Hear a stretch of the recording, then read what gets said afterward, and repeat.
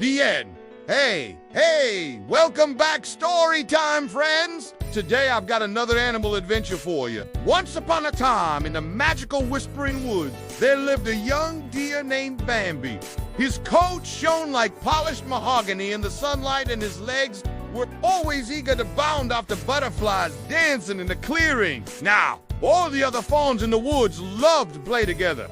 They chased each other through the tall grasses, raced across fallen logs, and splashed happily in the crystal clear stream. But Bambi didn't have any friends. You see, one very misty morning, when the trees dripped diamonds and the ground was soft and spongy beneath his feet, Bambi's mother had slipped out of the thicket and never returned.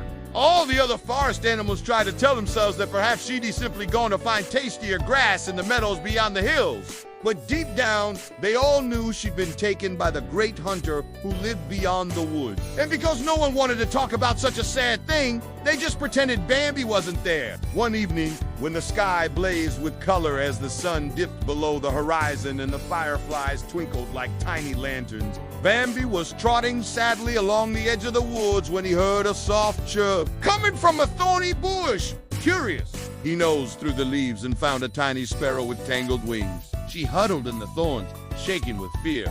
"Please, don't eat me!" The bird chirped nervously. "I'm not going to eat you," Bambi said kindly. "I'm Bambi. What's your name?" "I'm Pip," she said as Bambi carefully freed her with his nose.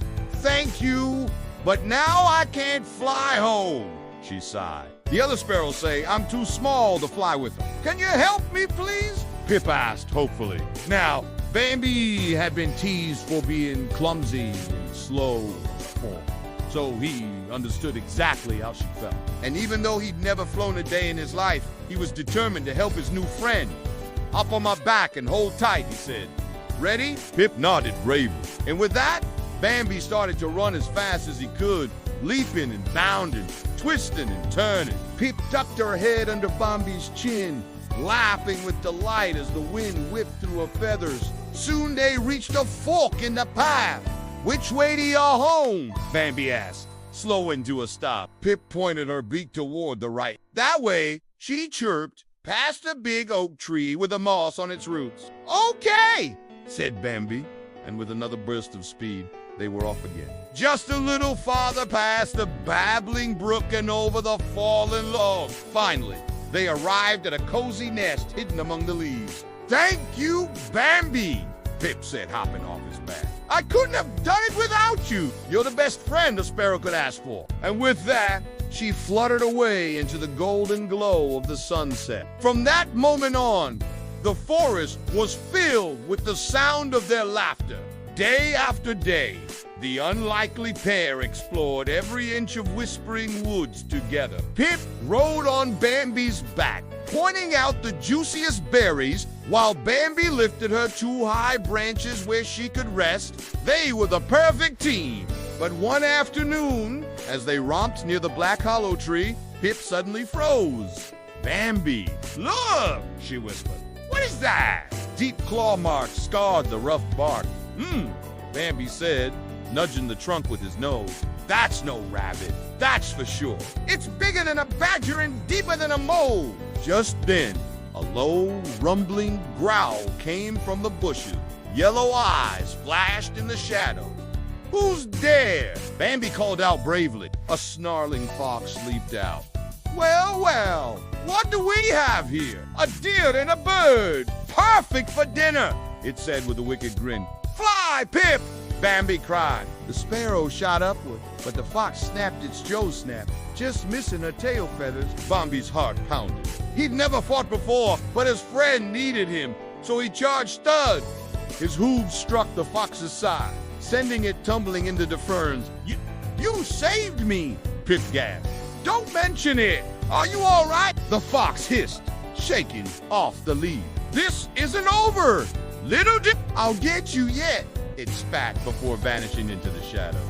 "That was close," Pip said, her voice still shaking. "We have to warn the others," she added. So off they went, racing toward the meadow where the rest of the animals were grazing. But when they told the deer herd, their leader Thorn Just foxes are no threat to us, he said, towering over Bambi. And you, his eyes narrowed, shouldn't scare the herd with silly stories. But it's true, and we saw giant claw marks. Pip began, but Thorn cut her off. Enough, he snapped. Leave, Bambi.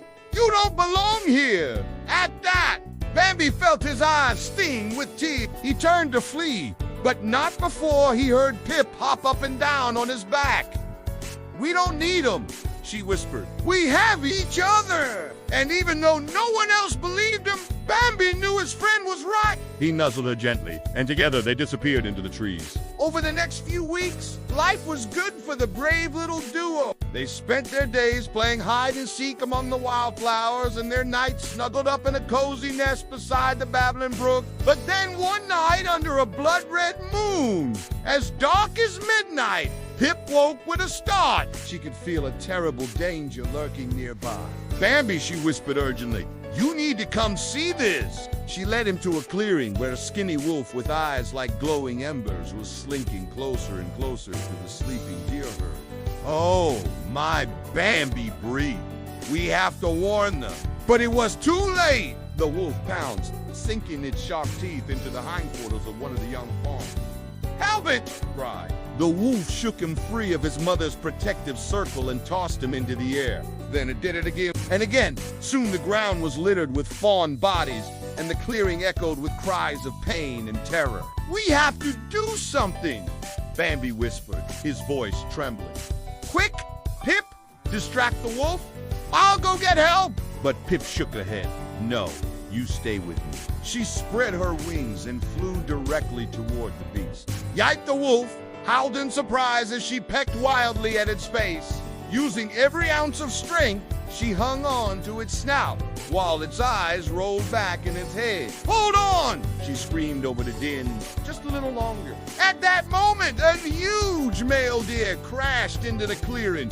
Run, Pip, he bellowed. I'll take it from here. Taking his place. She watched as the great stag lunged and gored the wolf's shoulder, sending it howling into the darkness.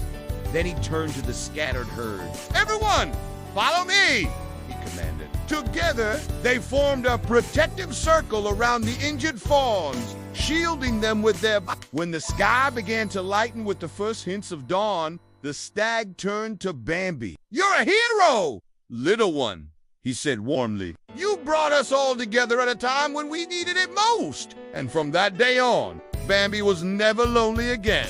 The animals finally learned that true friends stick together no matter how small or different they are. And the fox, well, let's just say it never bothered the bravest deer and sparrow in the Whispering Woods again. And that's all our time for today.